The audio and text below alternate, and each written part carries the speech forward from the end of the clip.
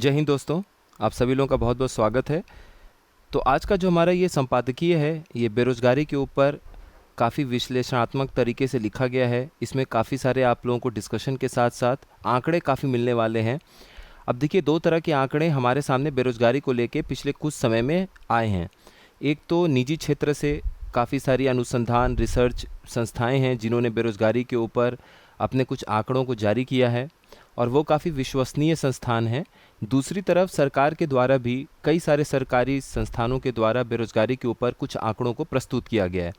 दोनों में काफ़ी अंतर भी देखने को मिला है। तो कभी भी अगर प्रश्न आपसे समझ लीजिए कि क्रिटिकल एनालिसिस करने को बोले, यानी कभी भी विश्लेषण जब हमें करना हो तो उसमें थोड़ा सा हमें निगेटिव जो चीज़ें हैं या फिर हमें आलोचनात्मक विश्लेषण करना हो, तब आप प्राइवेट और ये निजी और सार्वजनिक संस्थान के जो भी आंकड़े हैं उनको आप रख सकते हैं, बता सकते हैं कि अभी ये जो अंतर हमें समझ में आ रहा है इस पे कार्य करने की आवश्यकता है। नहीं तो जो सरकारी आंकड़े हैं उनको पहले प्राथमिकता आपको देना है। अगर मान लीजिए नॉर्मल सा उत्तर कहीं पर भी लिखना है या निबंध में कोई पॉइंट लिखना है, हालांकि आप जो विश्वसनीय निजी संस्थान हैं उनके पॉइंट को भी लिख सकते हैं, जो उनके आंकड़े हमारे सामने आते रहते हैं। तो चलिए इस विश्लेषण को शुरू करते हैं। तो देखिए, जैसा कि हेडिंग है वो अपने आप में काफ़ी कुछ कह रहा है। उसमें ये लिखा है कि आर्थिक सुधारों के बरक्स बेरोजगारी, यानी आर्थिक सुधार अपने देश में हो रहे हैं, इकोनॉमिक रिफॉर्म्स हो रहे हैं, लेकिन उसके बावजूद जो बेरोजगारी का एक स्तर है, बेरोजगारी की जो हालात है अपने देश में, वो हमें उतने तेज़ी से सुधरते हुए नज़र नहीं आते जितना कि आंकड़ों में बात किया जा रहा है या फिर जिस हिसाब से अपने देश में आर्थिक सुधार देखने को मिल रहा है, चाहे वो बैंक के क्षेत्र में हो, चाहे वो रोड में हो, रेलवेज़ में हो। उसके हिसाब से जो बेरोजगारी के आंकड़े और स्थिति है वो चिंताजनक बनी हुई है। तो भूमिका में हम चलते हैं। सबसे पहले देखिए, आज़ाद भारत में बेरोजगारी और अल्प रोजगार हमेशा से महत्वपूर्ण मुद्दे रहे हैं।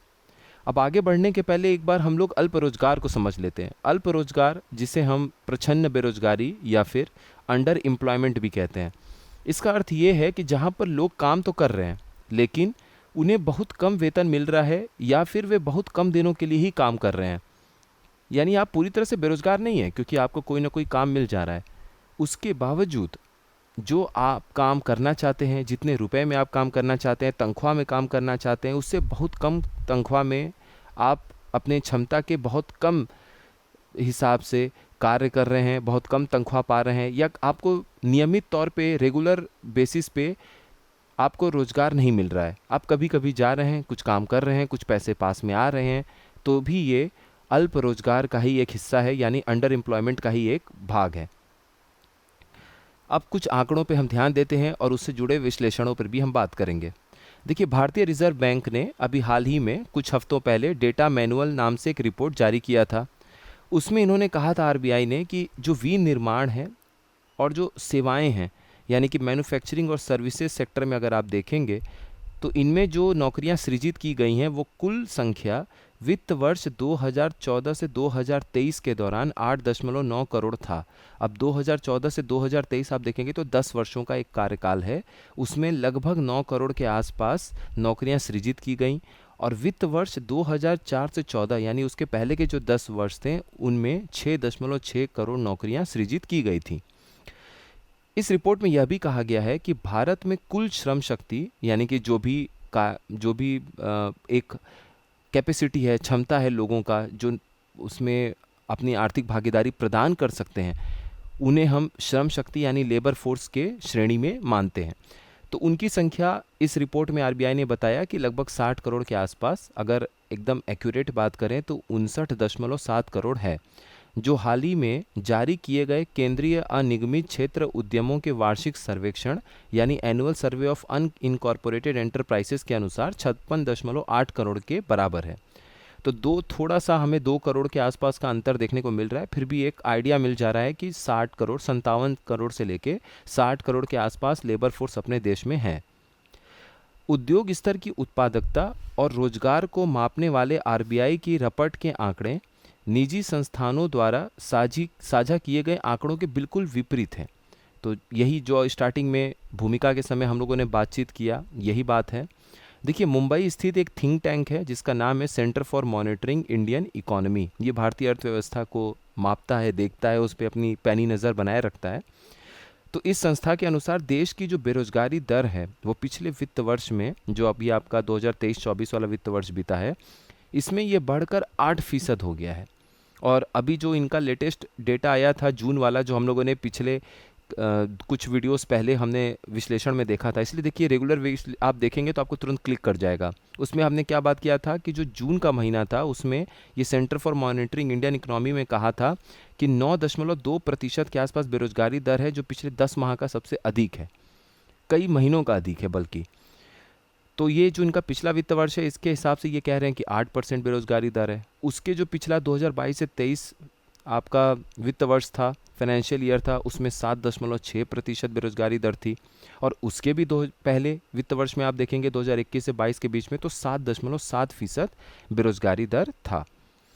कई विशेषज्ञ खासकर युवाओं में बढ़ती बेरोजगारी दर को लेकर काफ़ी चिंतित हैं, क्योंकि युवा वर्ग में अगर बेरोजगारी बढ़ रही है तो ये वाकई अपने आप में बड़ी चिंता की स्थिति है।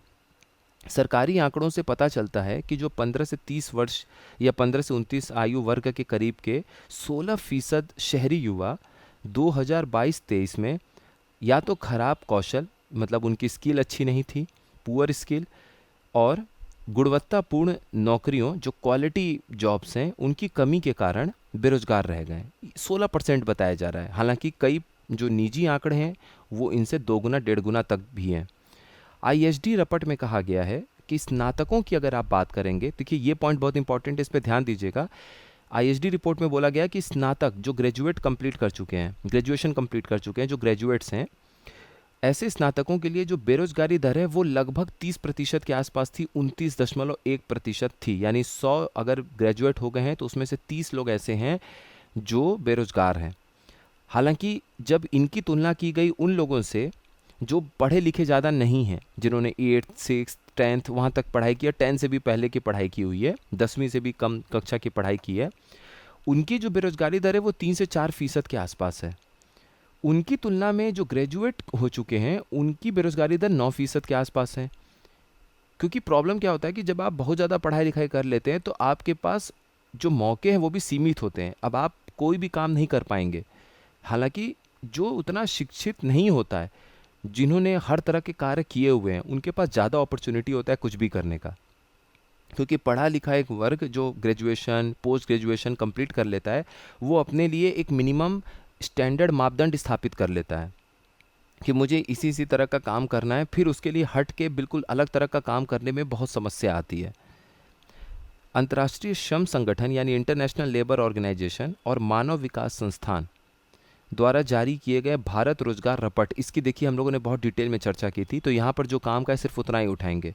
भारत रोजगार रपट 2024 के अनुसार एससी या एसटी समूहों के जो उच्च शिक्षित युवा हैं उनमें जो बेरोजगारी दर देखी गई है वो ओबीसी या सामान्य श्रेणी के उनके साथियों की तुलना में कहीं ज़्यादा अधिक है। इसीलिए इन समुदायों के लिए, जिनको हम मार्जिनल कम्युनिटीज़ या हाशिए पर अभी मौजूद समुदायों की बात करते हैं, एससी एसटीज़ की, इसीलिए इनके लिए कई तरह के प्रावधान, कई तरह की गवर्नमेंट स्कीम्स लाने की हमेशा बात की जाती है।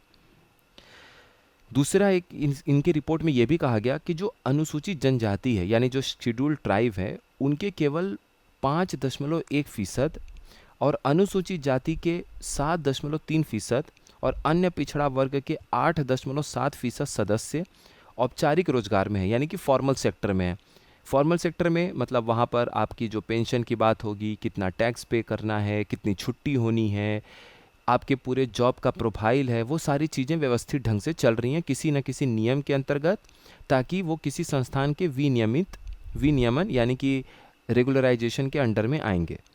जबकि सामान्य श्रेणी के 16% से अधिक सदस्य फॉर्मल एम्प्लॉयमेंट यानी औपचारिक रोजगार में हैं। तो यहाँ पर भी आप देखेंगे कि एससी एसटी बल्कि ओबीसी के भी, जो ओबीसी कम्युनिटी के लोग हैं, उनकी हालत औपचारिक रोजगार में कोई बहुत बेहतर नहीं है। अभी अगर हम इनका 3 गुना भी कर दें तो भी बहुत सारे लोग औपचारिक रोजगार के बाहर ही बैठे हुए मिलेंगे। अब यहाँ पर एक पॉइंट है जो हमें समझना ज़रूरी है। हमेशा हमेशा आप देखेंगे श्रम बल भागीदारी दर, जिसे हम बोलते हैं लेबर फोर्स पार्टिसिपेशन रेट, उनकी हमेशा चर्चा होती रहती है। तो इसको हम समझ लेते हैं ताकि इसके बाद कभी भी आपको ये टॉपिक मिलेगा तो आप समझ जाएंगे कि इस क्या है। श्रम बल भागीदारी दर से हमें ये पता चलता है कि कितने भारतीय ऐसे हैं जो नौकरियों की मांग कर रहे हैं। इसमें वे लोग शामिल होते हैं जिनकी उम्र 15 वर्ष या उससे अधिक होती है। आमतौर पे 15 वर्ष से ऊपर मान लीजिए आप, 15 से 59 मान लीजिए, वे लोग श्रम बल भागीदारी दर में होते हैं, हिस्सा लेते हैं। इसमें दो तरह के लोग शामिल होते हैं। पहला वे जो कहीं ना कहीं रोजगार में शामिल हैं, कार्यरत हैं, और दूसरे वे जो बेरोजगार हैं और काम करने के इच्छुक हैं तथा सक्रिय रूप से एक्टिवली नौकरी की तलाश कर रहे हैं। तो ऐसे दो तरह के लोगों को इसमें शामिल किया जाता है। ये एक डेफिनेशन था, आप इसको देख लीजिएगा। तो अब निष्कर्ष क्या है? हमने आंकड़ों को देख लिया। आंकड़ों से हमें समस्या की गहराई पता चल गया कि वाकई समस्या काफ़ी गहरी है और इसे दूर करना बहुत ज़रूरी है, वरना युवा वर्ग ही अगर नौकरी नहीं करेगा तो इस पर जो आश्रित बच्चे हैं, बुजुर्ग हैं, फिर उनका देखभाल और देश को आगे ले जाने का जो जिम्मेदारी युवाओं के कंधे पे रहती है, फिर वो कैसे आगे जाएगी। तो निष्कर्ष ये है कि ज़मीनी स्तर पर बेरोजगारी एक गंभीर मुद्दा है और इसे गंभीरता से समझना है, ज़रूरी है, इसे गंभीरता से लेना चाहिए। वास्तव में जो शिक्षित युवाओं की स्थिति है वो और ज़्यादा गंभीर है। देखा गया है कि अगर समय से नौकरी नहीं मिलती है तो बहुत से बेरोजगार हतोत्साहित होकर श्रम बल ही छोड़ देते हैं। फिर वो जो उनके घर के नॉर्मल काम होते हैं वहाँ पे वो चले जाते हैं, यानी सक्रिय रूप से नौकरी की तलाश करना वे बंद कर देते हैं। इस तरह कुल श्रम बल में जो बेरोजगारों का अनुपात है वो अपने आप गिर जाता है, क्योंकि आप बेरोजगार तो हैं लेकिन आप अब सक्रिय रूप से एक्टिवली जो है वो अब नौकरी की तलाश कर नहीं रहे हैं। अब आपका जो नॉर्मल छोटा मोटा काम था, घर का बिजनेस था, उसमें आप हाथ बटा रहे हैं। तो जो श्रम बल है उसमें से बेरोजगारों की संख्या कम हो जाती है। तो भारत में बेरोजगार लोगों की जो संख्या है कम करने के लिए समर्पित प्रयास करने की अति आवश्यकता है। और वो कैसे समर्पित प्रयास हो सकता है? जैसे जो रेलेवेंट स्किल्स हैं, प्रासंगिक कौशल हैं, आज के समय में आपको वो चीज़ें सिखाई जाएं जिनका कोई यूज़ है। जैसे कंप्यूटर की ट्रेनिंग आपको दे दी जाए, या फिर आपको किसी खास भारतीय भाषाओं की ट्रेनिंग दे दी जाए, फॉरेन की कोई लैंग्वेज सिखा दी जाए जिससे आप टूरिज़्म इंडस्ट्री में कुछ बेहतर कर सकें, बोल सकें। ऐसे प्रासंगिक कौशल प्रदान करने के लिए पाठ्यक्रम, जो हमारा करिकुलम है, जो हम पढ़ाई कर रहे हैं, चाहे वो स्कूल तक की पढ़ाई हो, ग्रेजुएशन की हो, मास्टर्स की हो, पीएचडी की हो, उसको अपडेट यानी अद्यतन करने की आवश्यकता है। और व्यावसायिक प्रशिक्षण, जिसको हम लोग वोकेशनल ट्रेनिंग कहते हैं, उसको बढ़ावा देने की आवश्यकता है। वोकेशनल ट्रेनिंग का मतलब क्या हो गया? पहले के समय में जैसे सिलाई बुनाई का काम सिखाते थे, अब कंप्यूटर के कोर्स आप सिखा दे रहे हैं किसी को, कुछ खास स्पोर्ट्स में आप चीज़ों बता दे रहे हैं। इस तरह का जो ट्रेनिंग है जिससे आपको हम कुछ ऐसा सिखा दें कि आपको मार्केट में ज़रूरत है और तुरंत आपको नौकरी मिल जाए। ऐसे वोकेशनल ट्रेनिंग व्यावसायिक प्रशिक्षण को बढ़ावा देकर शिक्षा को वर्तमान बाजार की मांगों, जो कि करंट मार्केट डिमांड्स हैं, उनके साथ संरेखित यानी उनके साथ अलाइन करने की आवश्यकता है। मार्केट में डिमांड है आजकल मान लीजिए आर्टिफिशियल इंटेलिजेंस के ज़माने में लोगों की ज़रूरत है और हमारे पास वैसे लोग ही नहीं है ट्रेंड हुए, तो मार्केट में डिमांड तो है लेकिन हम वैसे लोगों को अगर प्रशिक्षण देंगे ही नहीं तो उनको नौकरी कहाँ से मिलेगी। और अगर मान लीजिए आज के टाइम पे हम ढेर सारा कॉलेज खोल दें, बीए, बीएससी, जिसमें नॉलेज तो आपको मिल जाएगा लेकिन मार्केट में उनकी कोई जॉब की ज़रूरत नहीं है, तो भी लोग पढ़ लिखने के बाद, टॉप करने के बाद बेरोजगार रह जाएंगे। तो हमें जो मार्केट की ज़रूरत है, बाज़ार की जो मांग है और जो हम शिक्षा प्रदान कर रहे हैं, बस इसके बीच में हमें समन्वय स्थापित करना है, कोऑर्डिनेशन स्थापित करना है। इसी के बीच में हमें इनके एक दूसरे के साथ संरेखित करने की आवश्यकता है, यानी अलाइन करने की आवश्यकता है। इसमें काफ़ी सारे पॉइंट्स को और जोड़ा जा सकता है। समय समय पे जो भी और टॉपिक आएगा उसमें हम चीज़ों को देखेंगे। इसमें कुछ पॉइंट्स अलग से भी नोट किए गए थे आप लोगों के लिए, जैसा हर बार हम लोग देखते हैं। तो अपना ये विश्लेषण कंप्लीट होता है। मिलते हैं नेक्स्ट इन्फॉर्मेटिव वीडियो में। आप सभी लोगों का बहुत बहुत धन्यवाद।